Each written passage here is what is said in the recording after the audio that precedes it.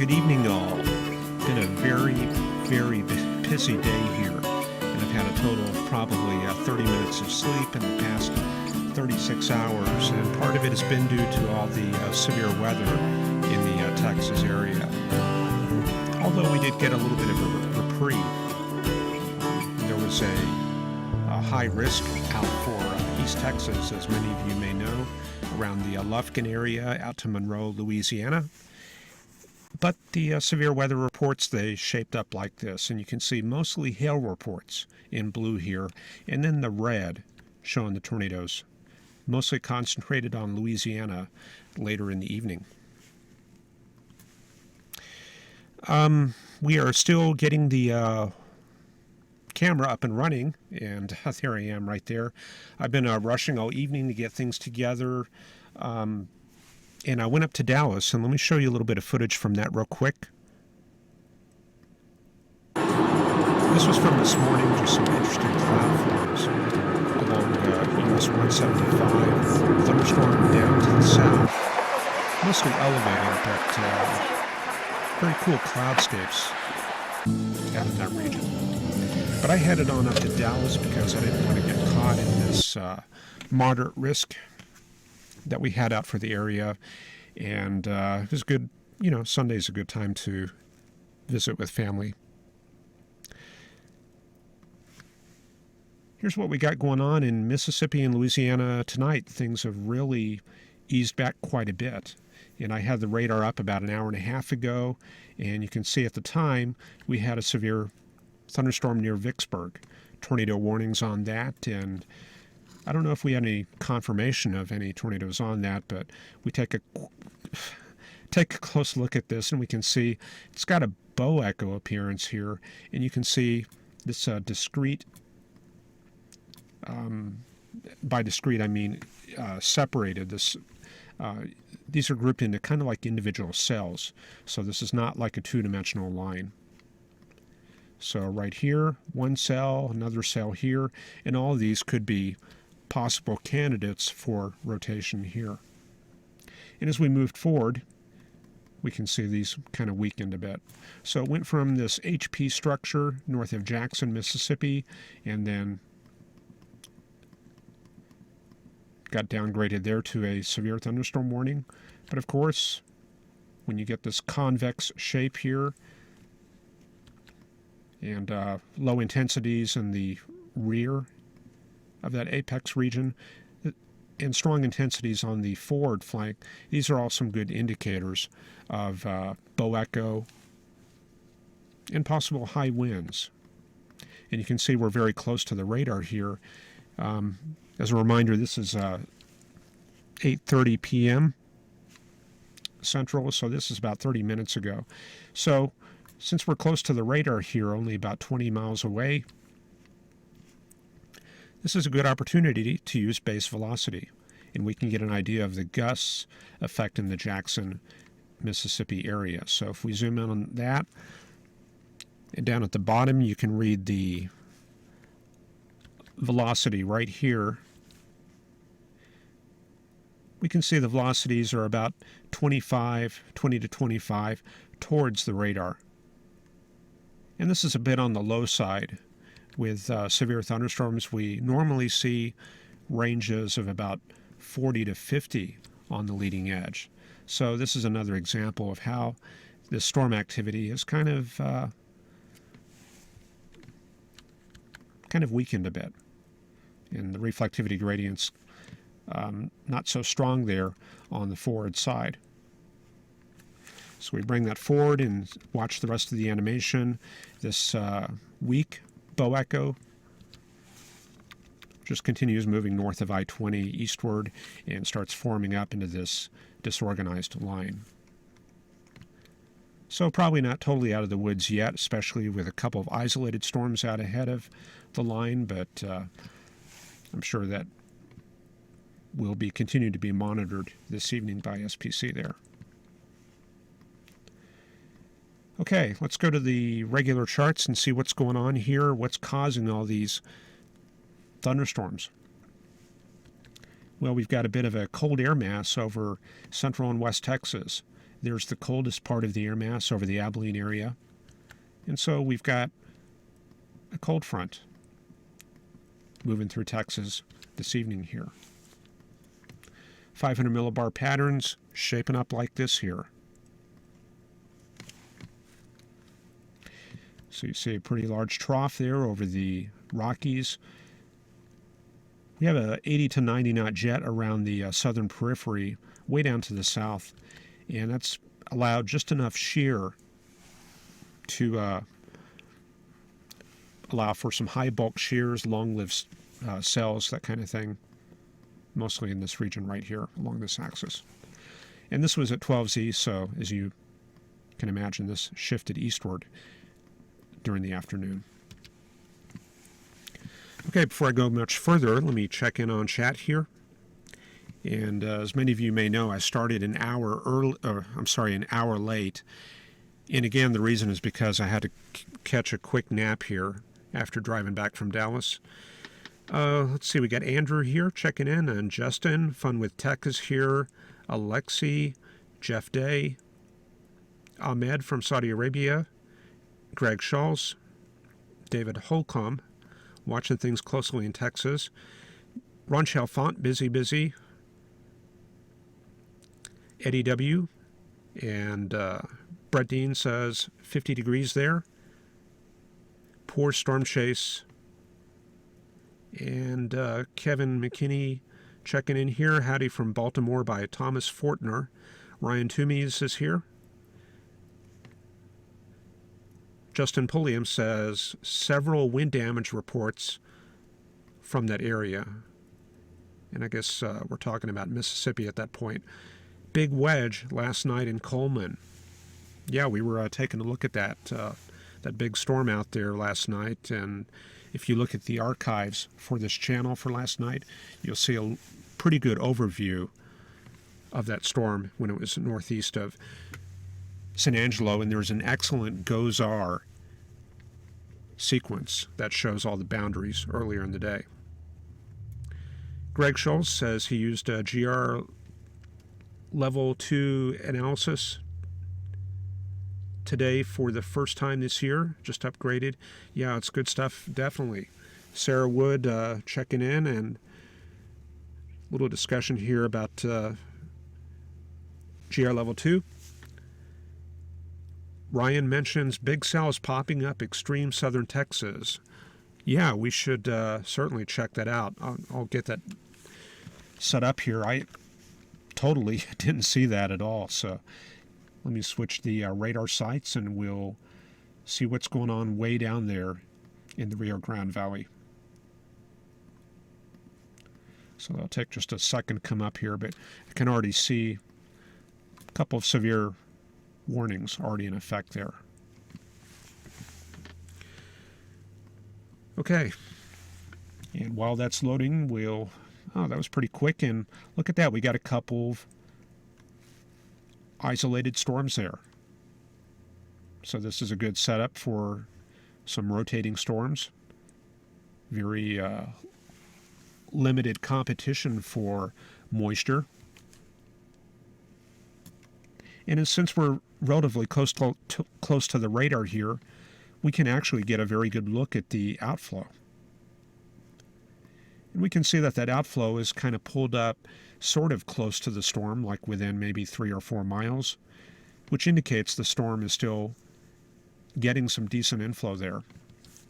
A lot of times these storms will tend to be very outflow dominant, and you'll see the outflow way out ahead of it, like that.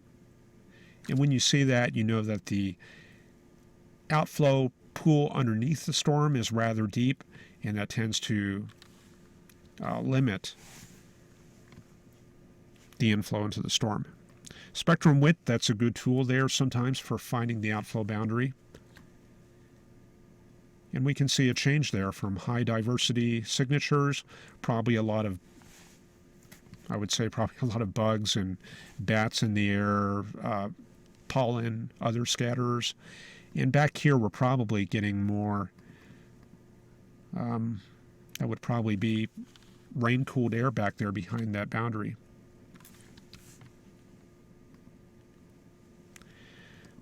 Storm relative velocity right there. We can take a quick look at that. Let me set up the values here real quick so we can avail ourselves of that product. Let me see what kind of motion we got on that storm. Pretty much west to east right there. So I'm going to set up a motion vector of 270 at 15. And we'll see if we have any mesos in that storm right there. So we're kind of looking in this area. And not really. A little bit of a stronger push of outflow right there in the RFD area. I'll set a marker there. So you can see that kind of corresponds to the hook echo, or the hook area of the storm. So this is directly where the RFD is. And let me read the values here. In fact, let me put it where you can see the values. There we go. So I put the cursor there, and we're getting about 33 knots toward the radar, the component motion toward the radar. So probably what we have going on is something like that. I'm seeing very limited outbound velocities. And part of the reason for that could be that we're just sampling the meso through here, almost perpendicular to the radar beam. So in other words, if the flow is going mostly like that around this updraft area, which is located right there, you can see that that's perpendicular to the radar as it spirals around like that. And so you can't measure motion either towards or from the radar. So this can make things kind of difficult, and this may be why we're not seeing a very strong outbound component right in that area. But overall, the circulations are not too strong in this storm. You can see we're getting mostly 33 outbound. So when we're seeing 40 to 50 knots, then that's when we're starting to get up into strong supercell territory. Then we have this other storm further up the line, up near the coast. A little bit of a circulation on that right there. Picking up a little bit more of the outbound velocities. But overall, it's kind of on the weak side there.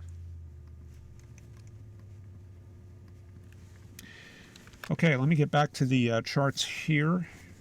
And just bear with me because, as I said, I am on 30 minutes of sleep over the past 36 hours. So I'm not really running on a full tank of gas here.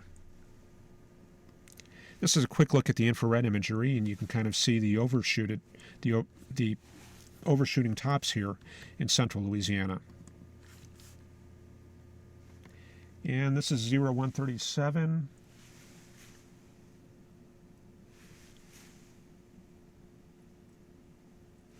Yeah, that's about 45 minutes old, so I guess some of our stronger cells are actually still out there in Louisiana, not so much here in Mississippi.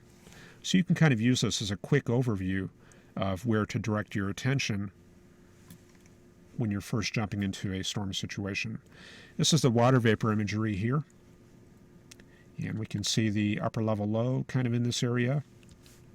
Looks like the center of it is just south of Vernon, Texas. And around the east side, we can see the dry slot moving across the Dallas-Fort Worth area. And you saw that on the video at the very, very beginning where I was showing some fair weather cumulus. That's a little bit of the residual moisture underneath this dry slot. So the situation we have today is kind of like this. I'm not too sure where that warm front is exactly, but north of that we've got an occlusion, and that spirals back to the main barotropic low way back there over West Texas. And there's another look at the same thing using the thickness chart, showing the cold pool right there in red. That's the upper level low. And out ahead of it, we can see a little bit of a gradient in this area, so that's where our cold front is. And looking at this, it looks like our warm front is going to be in the Kentucky area, like that. And then that's going to spiral around back into the cutoff low. But we direct our attention out west, and we've got another boundary coming together out there in Nevada and California. And that's where this system came from, so we've got to kind of keep an eye on what's going on out there, because it will be in the plains in just a couple days. We'll take a quick look at soundings this evening. We'll go to Fort Worth, and we know that they're in the dry slot. Doesn't show it so much in the low levels, but definitely aloft you can see tremendous dry air. And you can see southwesterly flow there, so we know that we're southeast. We're in the southeast quadrant of that upper level low. And this is that residual moisture back behind the main system. So your main surface cyclone, low-level cyclone in this area, and it's been wrapping around for a few days now, and so we are going to have quite a bit of moisture wrapped around in this area here. Okay, let's see here. Let's check out a sounding real quick from ahead of the line, and for that I'm going to go to Jackson earlier in the evening. Don't have a sounding, apparently. We can try Slidell, which is just north of New Orleans. And this gives us a look at the configuration this evening. So plenty of moisture there, very deep, about 5,000 or 6,000 feet, and a little bit of a cap there. And you can see that it's centered just under 700 millibars. So if you're looking at your upper air charts to find out how strong the cap is, this tells you what level you need to focus on. Sometimes it's the 850 millibar level. Most of the time it's going to be near 700. So we're going to have mostly I think most of our cells are going to be, most of our parcels are going to come from that layer right there. So if we draw that out real quickly, this gives us a very good idea of how much CAPE there is. There's the positive area we have on this sounding this evening. So if we have any forcing in the lower levels and we're able to clear this cap, or the cap is removed from upper level lift, that's pretty much how much instability we're going to have. And that's the reason we have so much severe weather activity in Louisiana this evening. Here's a quick look at dynamics. And let's see here. Okay, that's this evening's chart. I was sitting here thinking, man, this looks pretty far west. I would expect to see a lot of this stuff moving out into Mississippi and Louisiana, and we don't have that. We've still got flow out of the south here in North Texas. And I guess that makes sense because our barotropic low out in the Childress area should be getting vertically stacked by now. It's been occluded for a couple of days now. It's been wandering in from the Four Corners area. So by vertically stacked, that means we're going to find the 850 millibar low kind of in the same area where the 500 millibar low is.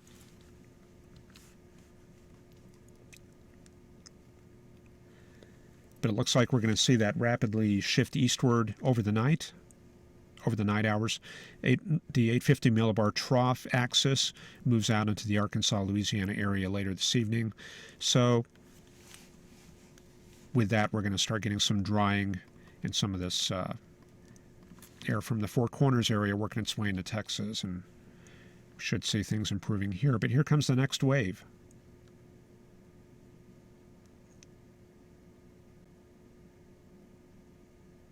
And we can see that digs quickly to the southeast, and by Wednesday, it's in the Texas area.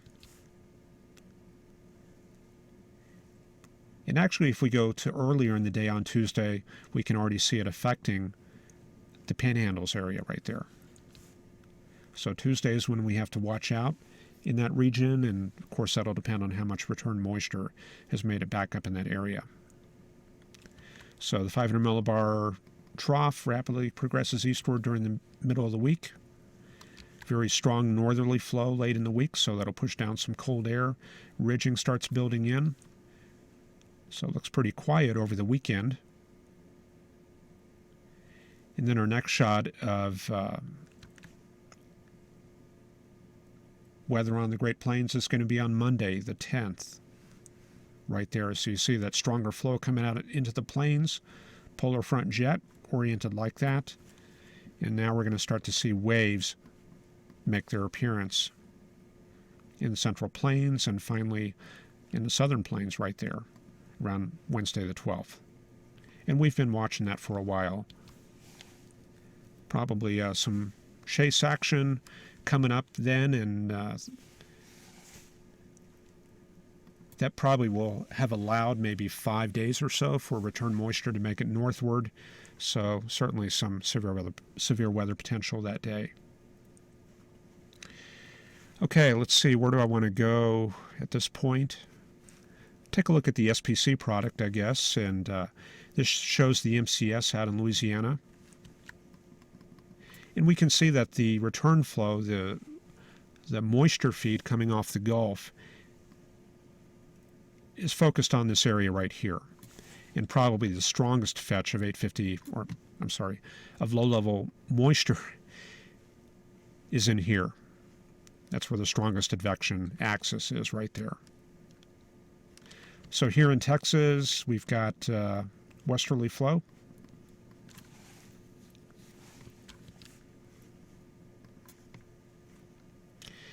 And now I guess we're ready to head into the models here. This is the high-resolution rapid refresh. And so when you start out looking at these convective models, you do want to kind of match that up with your radar presentation and make sure that they've got similar characteristics. Then once you're satisfied about that, then you can run it forward and see what it forecasts. So by midnight, 1 in the morning, model is going for a MCS moving out into Mississippi and Louisiana, tail end around the Baton Rouge area. So that'll move eastward overnight, and by dawn, moving into Alabama.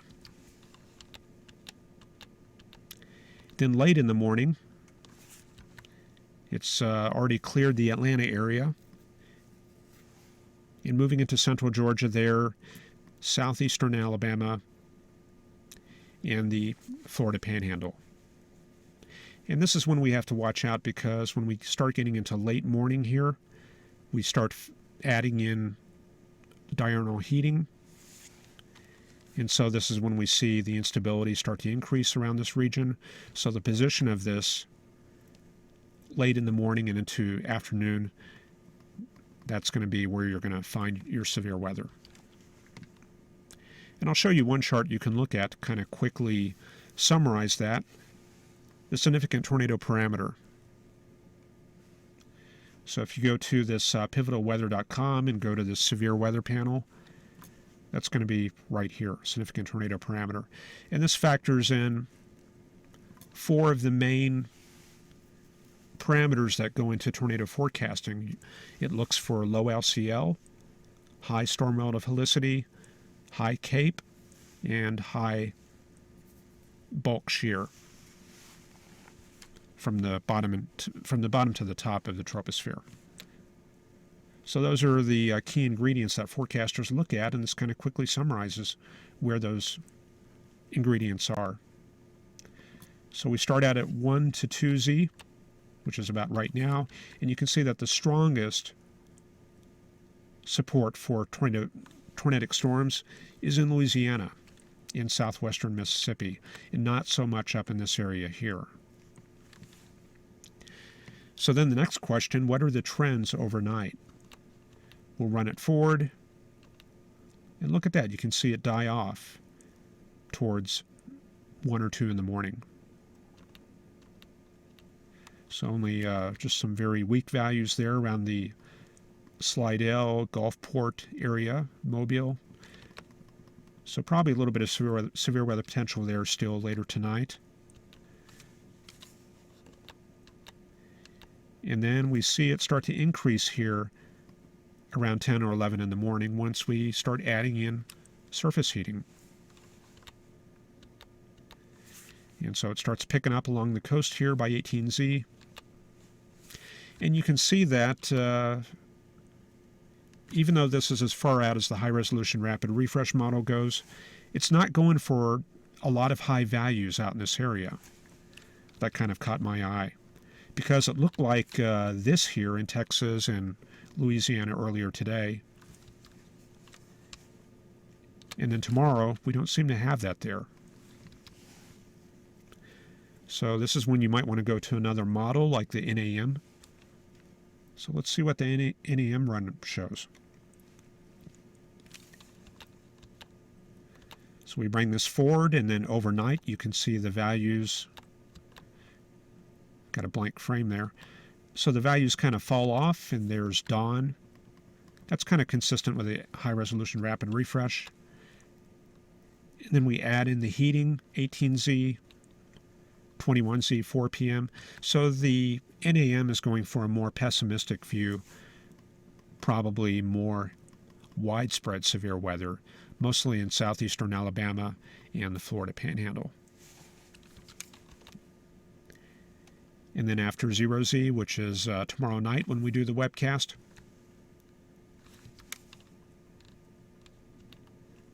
we see it kind of shift into southwestern Georgia and then start to abate once again. So probably when we do the webcast tomorrow night at our usual time, 8 p.m., we're going to be looking at probably some severe storms in southeastern Alabama and neighboring parts of Georgia and Florida here. Okay, so that's how we look at things convectively within the 36-hour time frame. And so with that in mind, I'm going to switch over to the GFS and we'll look at the rest of the picture. So we go back to our conventional forecasting view here.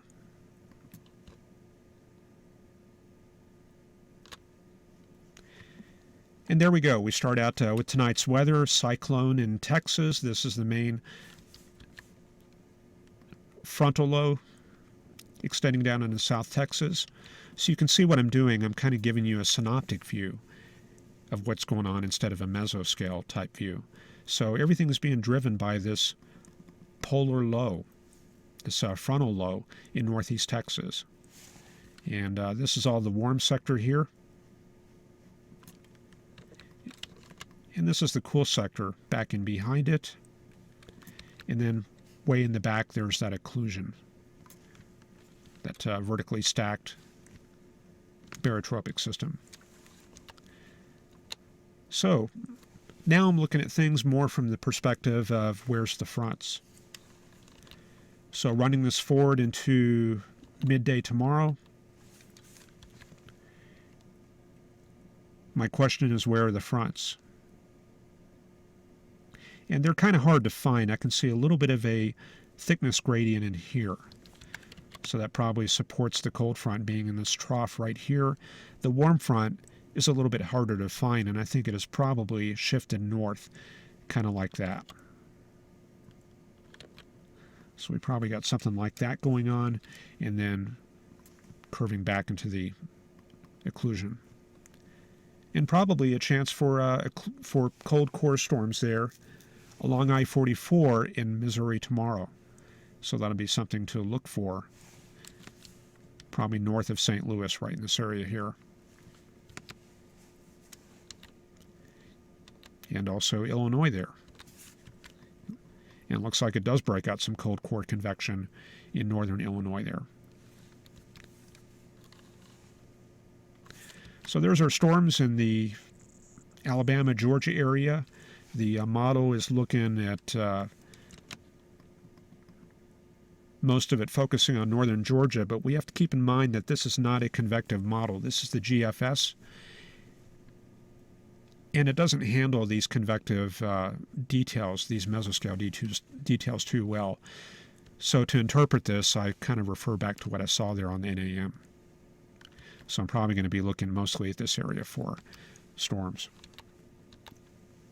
Anyway, everything moves off towards the east coast. That goes out of the picture, and here in Texas, we've got this new system moving southward through the Rockies, right there. And let's see what happens here. It looks like it comes together, a little bit of cyclogenesis in the Texas Panhandle. And you can see things really start to tighten up here, the gradients, the the thickness gradients. So this is frontogenesis.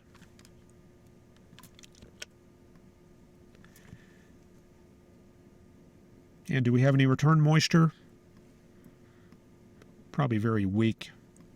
So that's going to be a problem. Even though we do have cyclogenesis out in Texas, we haven't really given the moisture a chance to recover. There may be a dry line kind of in this area, but we shall see how that works out. And by the way, we're on Tuesday night here. So I don't know. I'm kind of skeptical of severe weather potential there in North Texas. Anyway, things move eastward on Tuesday night. Looks like finally the system starts phasing with the moisture from the Gulf. And on the backside, here's a bunch of cold air advection coming in, so things cool down quite a bit in Texas. So our system moves eastward, and looks like more severe weather potential Wednesday into Tuesday into...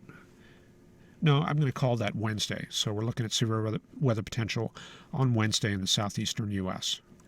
This is 0Z, so this is when things are in phase with surface heating. Okay, and then after that, just cold air advection coming into Texas, high pressure across the central U.S., and then we start looking out to the west at our next system. And we have to skip all the way to next week to find our next system. All we have mostly is just a lee side trough here. But we're starting to build in these thickness gradients in here. So I think our front is starting to climb the mountains through here on Sunday going into Monday. And so pretty quickly we're going to find our frontal system on the plains, and there it is. So it already looks like maybe some severe weather potential. Maybe our dry line is starting to set up here on Monday the 10th. And then looks like our cold front kind of emerges out into Texas proper on Tuesday the 11th. So it looks like early next week, some severe weather potential here coming up. And then that moves eastward and high pressure moves in, and then we're back to trying to set up our return flow from the Gulf. Okay guys, I'm about talked out, and as you know, I'm pretty short on sleep, so I appreciate you hanging with me. We will be back to the normal schedule tomorrow, 8 p.m., and I guess we will see you then. Anyway, have a good evening, guys, and we'll talk to you later.